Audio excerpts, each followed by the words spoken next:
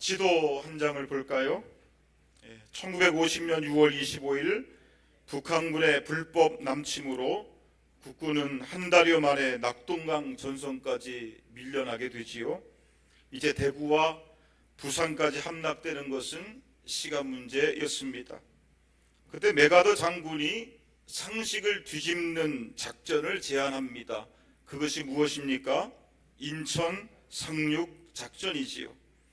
그런데 인천 상륙 작전의 성공 확률이 얼마쯤 되었을까요? 다음 화면을 볼까요? 작전 성공 확률이 얼마예요? 5000분의 1이에요. 무슨 뜻이에요? 불가능한 작전이다, 성공할 수 없는 작전이다 라는 거지요. 그래서 그 당시 군사 전문가들은 다 반대했습니다. 그러나 메가더 장군은 악조건이 오히려 장점이 될 수 있습니다 주장해요. 결국 1950년 9월 15일 인천 상륙작전은 성공했고 6.25 전쟁의 전세는 완전히 역전이 되지요. 여러분, 이것이 어떻게 가능했을까요? 메가더 회고록이라는 책에 보니까 메가더 장군이 1950년 9월 29일 서울 수복 기념식에서 이런 연설을 해요. 하나님의 은총을 입어 우리 부대는 서울을 해방시켰습니다. 이 결정적인 승리를 우리에게 되찾게 해주신 전능하신 하나님께 감사를 드립니다. 우리 다 같이 하나님을 위해 주기도문을 외우도록 합시다. 무슨 뜻이에요? 5000분의 1의 불가능한 작전이었지만 그러나 전능하신 하나님의 도우심으로 역전의 승리를 할 수 있었다는 거예요. 아멘입니까? 메가더 장군은 전쟁 속에서도 매일 하루에 한 장씩 성경을 읽어나가요. 그리고 매일 저녁 하나님 앞에 엎드려 기도를 드려요. 특별히 어려움을 만날 때마다 요한복음 11장 25절의 말씀을 암송했다 그래요. 예수께서 이르시되 나는 부활이요 생명이니 나를 믿는 자는 죽어도 살겠고 무릇 살아서 나를 믿는 자는 영원히 죽지 아니하리라. 아멘입니까?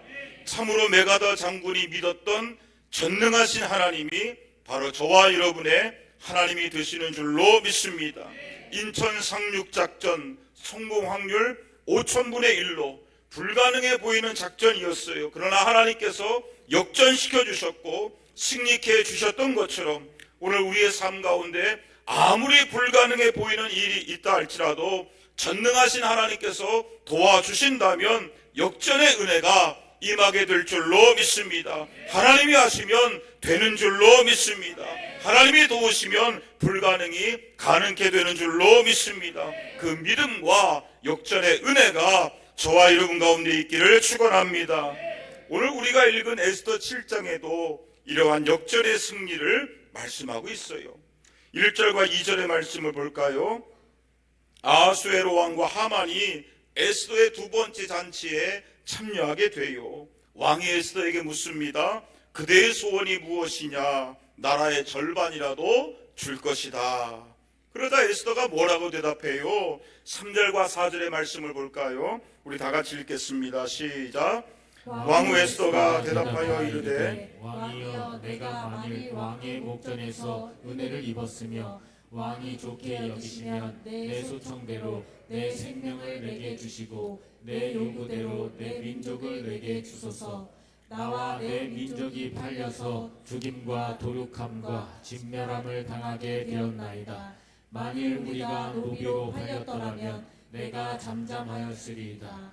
그래도 대적이 왕의 손해를 보충하지 못하였으리이다 하니. 여러분 따라해 볼까요? 내 생명을 내게 주시고 내 민족을 내게 주소서. 내 민족을 내게 주소서. 지금 에스더는 자기가 유다인이다라는 사실을 공개적으로 밝히고 있어요. 왜냐?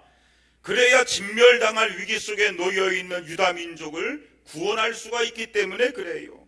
사실 에스더는 왕후의 자리에 있었기 때문에 그냥 조용히 있으면 자신의 안위를 충분히 지킬 수가 있는 거예요. 그러나 에스더는 잠잠하지 않습니다. 에스더는 내 생명을 내게 주시고 내 민족을 내게 주소서라고 간청해요. 즉 나를 살려달라는 거예요. 나의 민족을 살려달라는 거예요. 지금 에스더는 자기의 생명과 자기의 민족의 생명을 하나로 묶고 있습니다. 동일시하고 있습니다. 우리는 여기서 하나님의 사람들의 사명을 깨닫게 되는 거예요. 신앙은 나 혼자 잘 되는 것에서 끝나는 것이 아니라는 거지요. 하나님께서 우리를 부르신 이유는 공동체를 살리기 위함입니다. 에스더는 왕 앞에서 나만 살려주세요 그렇게 간청하지 않았어요. 오히려 자신의 목숨을 내어 던지면서 민족의 구원을 간청하고 있다는 것입니다. 그런데 이것은 사실 누구의 모습이에요? 예수님의 모습이에요. 마태복음 26장 39절에 예수님께서 무엇을 위하여 기도하십니까? 나의 원대로 마시옵고 아버지의 원대로 하옵소서. 즉 아버지의 원대로 제가 십자가를 감당함으로 온 세상의 구원을 이루게 하여 주옵소서. 그렇게 기도하신 거예요. 예수님은 결코 자신을 위하여 기도하지 않으셨다는 거예요. 주님은 저와 여러분을 위하여 기도하셨고 온 세상의 구원을 위하여 기도하셨으며 십자가의 사명을 감당하셨다는 것입니다. 그러므로 저와 여러분에게도 예수님의 기도가 있기를 원합니다.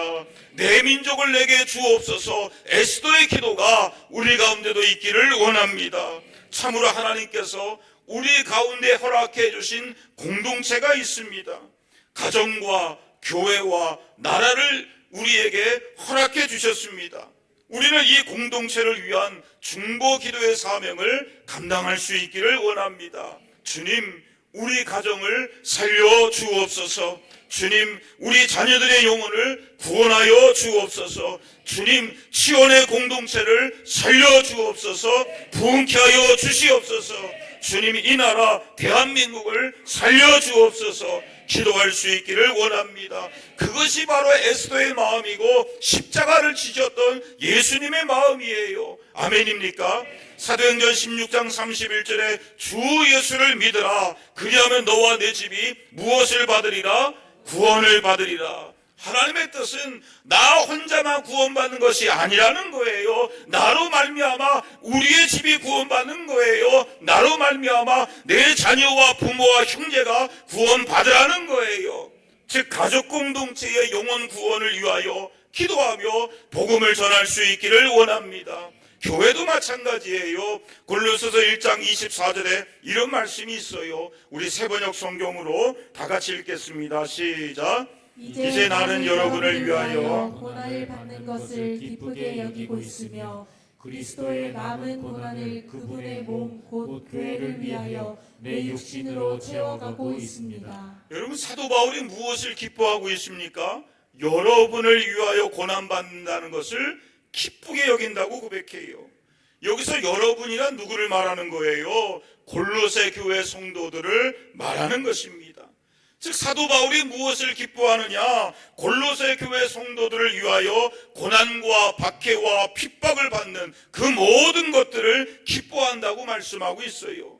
또한 사도 바울이 무엇을 위해서 고난받고 있습니까? 그분의 몸, 곧 교회를 위하여 내 육신으로 그리스도의 고난을 채워가고 있다고 고백을 해요. 즉 교회를 위하여 기꺼이 고난을 받겠다라는 것입니다. 여러분, 중요한 사실이 있어요. 교회는 누구의 몸이에요?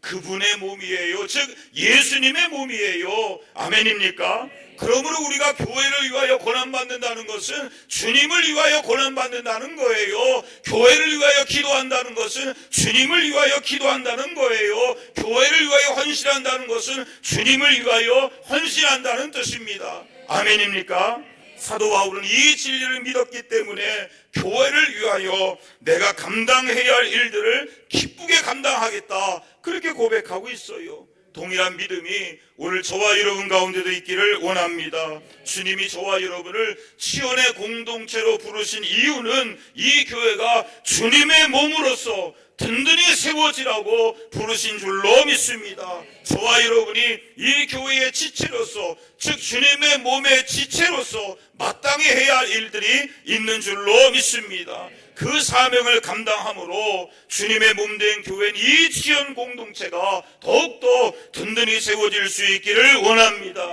또한 우리에게는 나라와 민족을 위한 기도의 사명이 있지요. 역대하 7장 14절에 이 땅에 위기가 닥쳐왔을 때에 하나님의 백성들이 회개하고 스스로 낮추어서 기도할 때에 어떠한 일들이 일어나게 됩니까? 하나님께서 들으시는 거예요. 이 땅을 고쳐주시는 것입니다. 아멘입니까? 그러므로 나라와 민족을 위하여 기도할 수 있기를 원합니다. 여러분, 신앙의 핵심이 뭐예요? 하나님 사랑, 이웃 사랑이에요. 에스더는 자기에게만 집중하지 않아요. 위기에 처한 신앙의 공동체에 집중합니다. 그러나 하만은 어때요? 자신에게 집중해요. 자신에게 집착합니다. 다른 사람의 고통에 대하여 전혀 신경 쓰지 않아요. 오히려 자기의 만족을 위해서라면 이웃을 희생시켜 버립니다. 이것이 에스더와 하만의 차이점이에요. 우리도 마찬가지입니다. 나 자신에게만 집중하면 하만이 되는 거예요. 그러나 하나님 허락하신 공동체에 집중하게 되면 에스더가 되는 것입니다. 그러므로 오늘 성경의 에스더가 이 민족을 내게 주옵소서 기도했던 것처럼 저와 여러분도 하나님께서 허락하신 공동체를 위하여 기도할 수 있기를 원합니다. 나 하나쯤이야 하면서 뒤로 빠지는 것이 아니라 나로부터 시작하자, 이러한 믿음을 가지고 가정을 위하여 기도하시고 교회를 위하여 기도하시고 나라와 민족을 위하여 기도할 수 있기를 원합니다. 그럴 때 하나님께서 살려주시고 회복시켜주시고 부흥케 해주실 줄로 믿습니다. 그 은혜가 있기를 축원합니다. 5절과 6절의 말씀을 볼까요? 다 같이 읽겠습니다. 시작. 아수에로 왕이 왕후 에스더에게 말하여 이르되 감히 이런 일을 심중에 품은 자가 누구며 그가 어디 있느냐 하니 에스더가 이르되 대적과 원수는 이 악한 하만이이다 하니 하만이 왕과 왕후 앞에서 두려워하거늘. 여러분, 누가 감히 페르시아 대제국의 왕후를 죽이려고 위협할 수가 있을까요? 페르시아 제국의 왕후라면 왕 다음에 높은 위치예요. 왕 말고는 감히 누가 왕후의 목숨을 위협할 수 없는 그런 위치예요. 그런데 왕후 에스더가 지금 뭐라고 간청하는 것입니까? 자신의 생명이 위태하다는 거예요. 나를 살려주세요. 내 민족을 살려주세요. 그렇게 간청하고 있어요. 그 간청을 듣고 왕이 크게 놀랄 수밖에 없었던 거예요. 그래서 왕이 놀라면서 물어요. 감히 이런 일을 심중에 품는 자가 누구며 그가 어디에 있느냐? 그러자 에스더가 뭐라고 대답합니까? 대적과 원수는 이 악한 하만입니다. 그 말을 듣고 하만이 두려워해요. 아마도 아하수에로 왕은 하만의 실체를 잘 몰랐던 것 같아요. 하만이 유대인을 전멸시키려고 했던 그 악한 음모에 대하여 왕은 정확히 몰랐었던 것 같습니다. 그리고 하만이 죽이려고 했던 그 유다인들 가운데 누가 있어요? 왕후 에스더가 포함되어 있다는 사실을 알고 왕은 크게 놀라며 화를 내기 시작합니다. 그때 아하수에로 왕은 그동안 하만이 나의 눈과 귀를 가리고 전행을 일삼고 있었구나, 그 사실을 깨닫게 된 거예요. 7절에 보니까 왕이 어떻게 합니까? 화가 났어요. 그리고 잔치자리를 박차고 일어나서 왕궁 후원으로 들어갑니다. 아마도 아하수에로 왕은 너무나도 화가 나서 이 문제를 어떻게 해결할 수 있을 것인가 생각할 시간을 가졌던 것 같아요. 그 모습을 보니 하만은 직감적으로 알게 됩니다. 왕이 나에게 벌을 내리기로 결심을 했구나. 이제 나는 끝났다. 나는 이제 죽었구나. 내가 살 수 있는 방법은 왕후 에스더밖에 없겠구나. 그러면서 하만이 에스더에게 살려달라고 목숨을 구걸하기 시작합니다. 8절의 말씀을 볼까요? 8절 다 같이 읽겠습니다. 시작.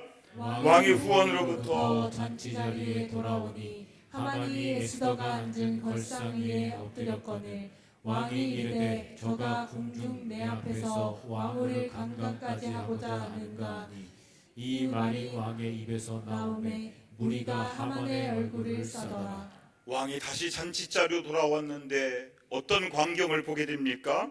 하만이 에스더가 앉아있는 그 의자에 엎드려 있는 거예요. 그 모습을 보고 왕이 뭐라고 말해요? 저가 내 앞에서 왕후를 강간까지 하고자 하느냐. 왕의 이 한마디에 신하들이 하만의 얼굴을 싸고 포박을 하게 됩니다. 그런데 여러분, 정말로 하만이 에스더에게 못된 짓을 하려고 했을까요? 그것은 아니었을 거예요.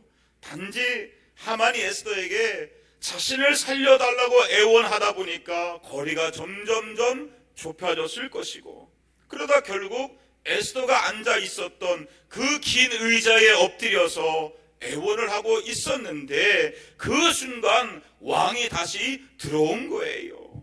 근데 왕이 화가 나 있는 상태에서 그 모습을 보니까 마치 하만이 에스더에게 못된 짓을 하려는 모습으로 보여지게 되었다는 거예요. 참으로 타이밍이 절묘합니다. 모든 것이 하만에게 불리한 상황으로 만들어지고 있어요. 이제 하만은 변명할 수도 없고 피할 수도 없고 꼼짝없이 잡혀서 사형을 당하게 됩니다.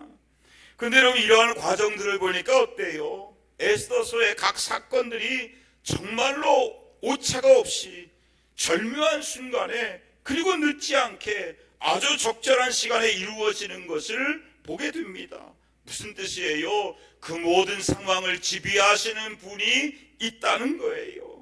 비록 에스더의 눈에 보이질 않았지만 그 모든 상황들을 배후에서 움직이시는 분이 있다는 거지요. 그래서 에스더의 모든 것들을 합력하여 선으로 바꾸시는 분이 있다는 거예요. 그분이 누굽니까? 바로 하나님이신 줄로 믿습니다.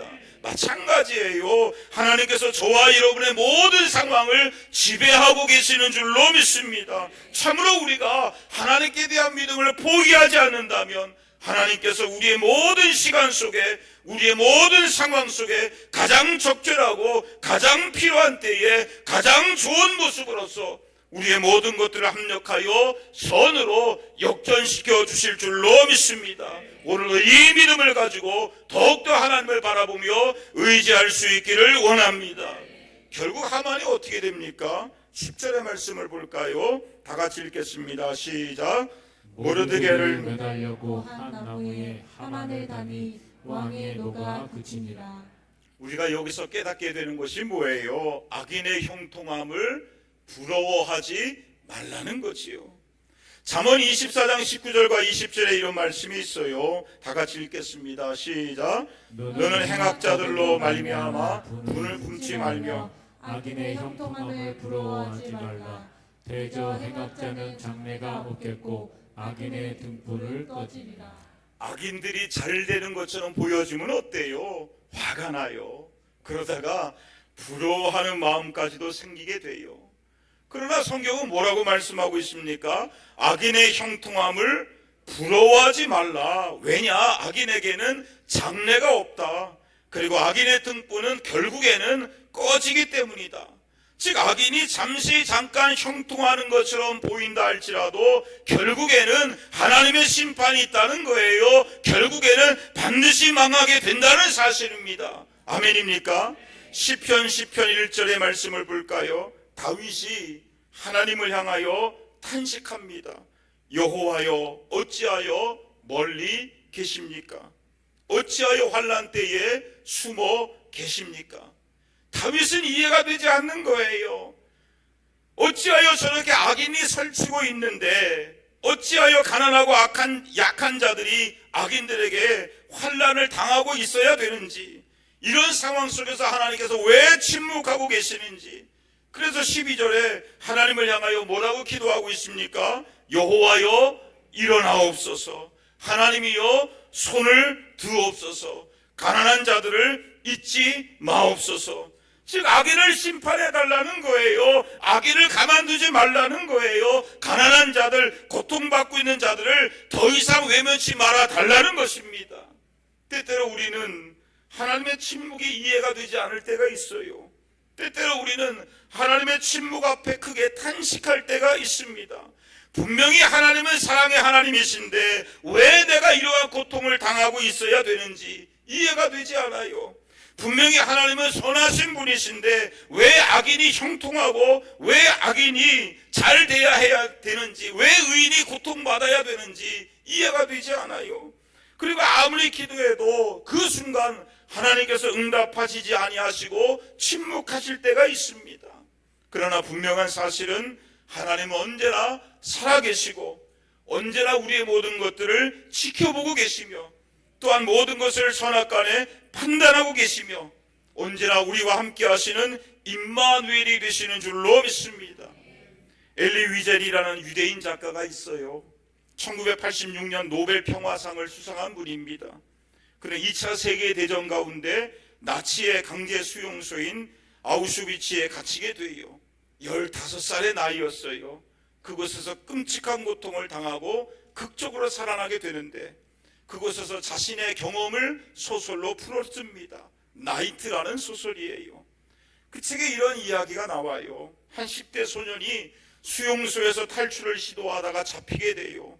공개 처형을 당하게 됩니다. 그 소년이 교수대에 매달렸는데 몸무게가 얼마 되지 않으니까 곧바로 죽지 않는 거예요.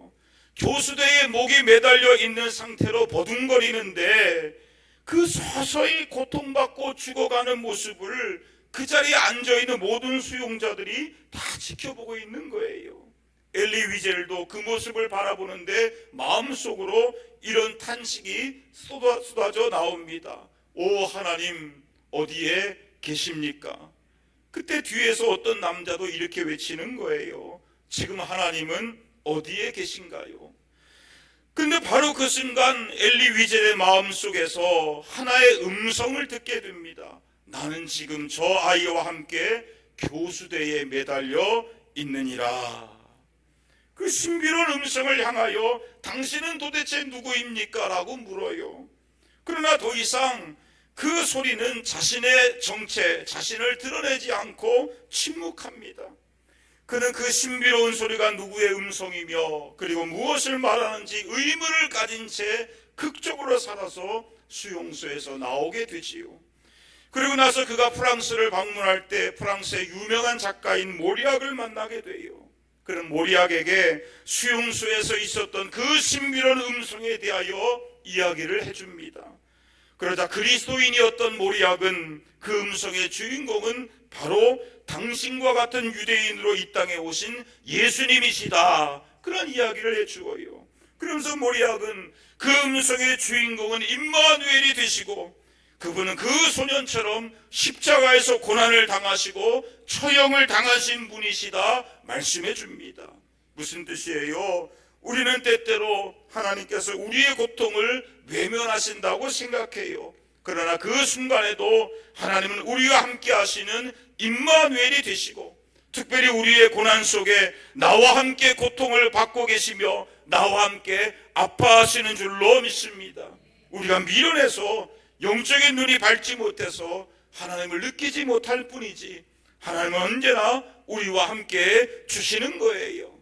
다윗에게도 이 믿음이 있었다는 거지요. 그래서 비록 자신의 고통 속에서 하나님께서 침묵하시고 숨어 계신다고 탄식했지만 그러나 다윗은 이렇게 기도합니다. 시편 14절 말씀을 볼까요? 우리 다 같이 읽겠습니다. 시작.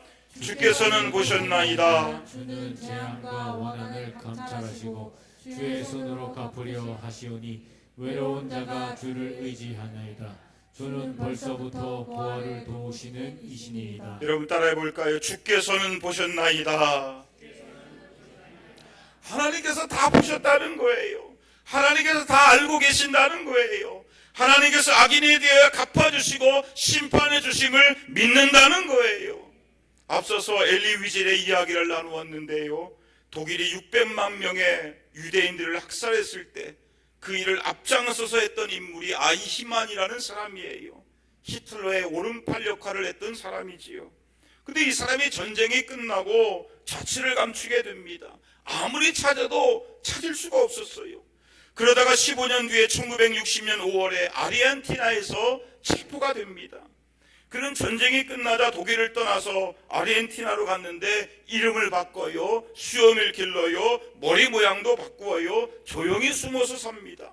그래서 아무도 그를 알아보지 못했던 거예요. 그러나 결국 이스라엘의 첩보 기관에 의하여 신분이 드러나서 체포가 돼요.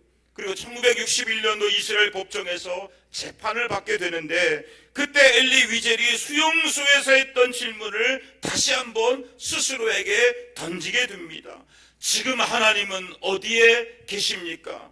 그 질문에 대한 엘리 위질의 대답은 하나님은 지금 재판장의 자리에 앉으셔서 아히히만을 심판하고 계십니다. 그런 대답이었어요. 그렇습니다. 하나님은 악인의 악행을 다 지켜보고 계시고 언젠가는 반드시 심판해 주시는 거예요. 언젠가는 반드시 갚아 주시는 것입니다. 아멘입니까? 유기성 목사님의 책에 보니까 이런 이야기가 있어요. 그 교회 장로님 한 분이 사업을 하는데 어느 순간 하나님께서 기뻐하시는 사업을 해라, 하나님께서 기뻐하시는 방법을 써라, 그런 감동을 주시는 거예요. 그래서 세상 방식으로 접대하지 않고 기도로 무장해서 거래처를 찾아가요. 어떻게 되었을까요? 어려움이 닥쳐와요. 아니, 접대하지 않으니까 안 만나주는 거예요. 어떤 회사는 7번 찾아갔는데 다 문전박대 당해요. 또 어떤 거래처들은 만나주었지만 아무리 좋은 기술을 설명하고 시험 결과를 이야기해 주어도 장로님의 회사보다 더 못한 기술을 가지고 있는 회사와 계약을 하게 되는 경우가 많아지는 거예요. 결국 회사의 재정 상태가 어려워지게 됩니다. 사업을 포기해야 되나? 그런 마음까지 갖게 돼요.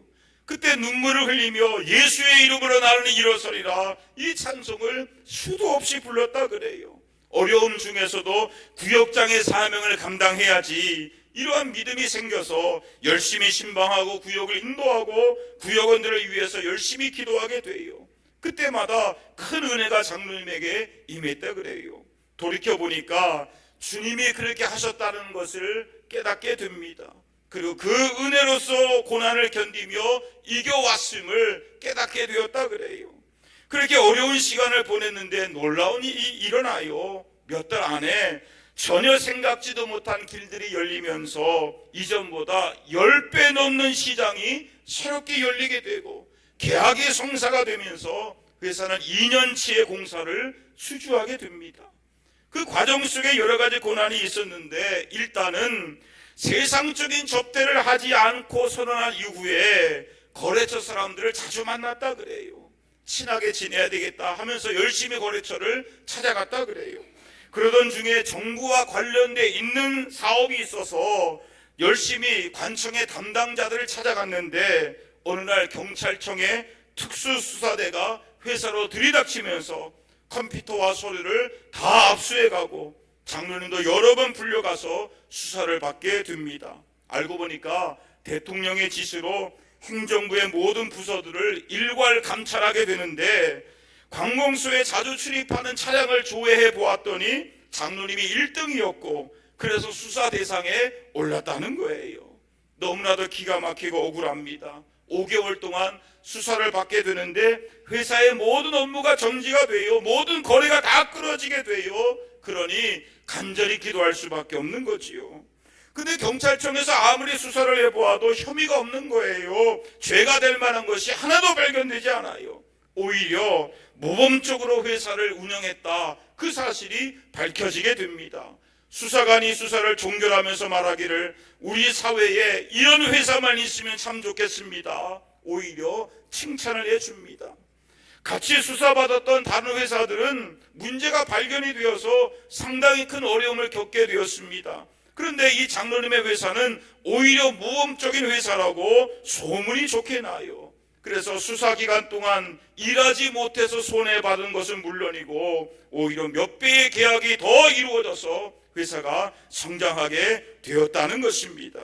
그 장로님이 목사님에게 이런 간증의 메일을 보냈어요.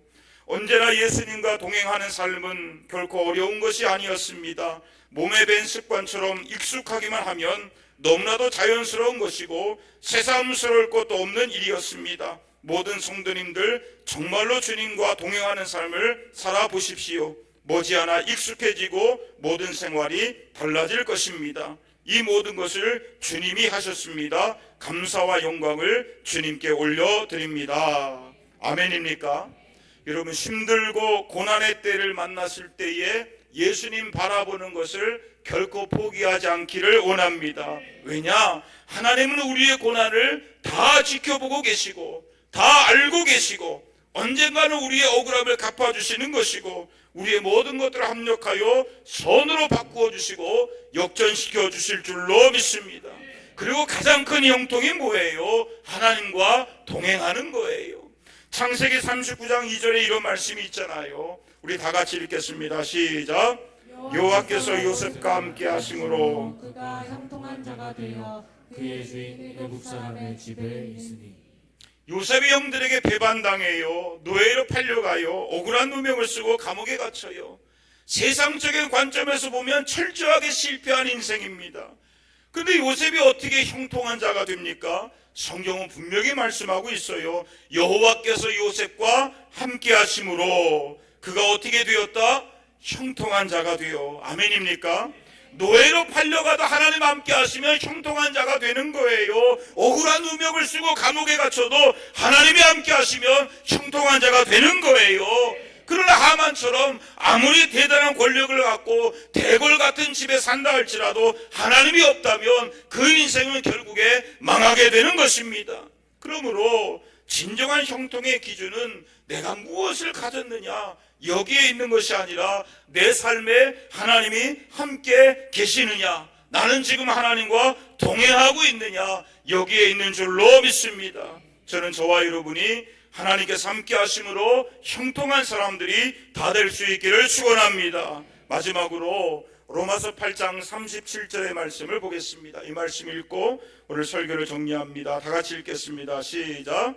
그러나 이 모든 일에 우리가 사랑하시는 이로 말미암아 우리가 넉넉히 이기느니라. 여러분 따라해 볼까요? 우리가 넉넉히 이기느니라. 우리의 믿음의 결론은 뭐예요? 넉넉히 이기는 승리인 줄로 믿습니다. 우리의 삶에 아무리 고난이 있고 시련이 있어도 또 하만과 같은 악한 마귀의 공격이 있다 할지라도 우리가 하나님의 사랑 안에 거하기만 한다면 에스더처럼 그 모든 고난들 가운데 하나님께서 이기게 하심으로 우리가 넉넉히 이기게 될 줄로 믿습니다. 그 믿음과 승리의 은혜가 저와 여러분에게 있기를 예수님의 이름으로 축원합니다. 아멘.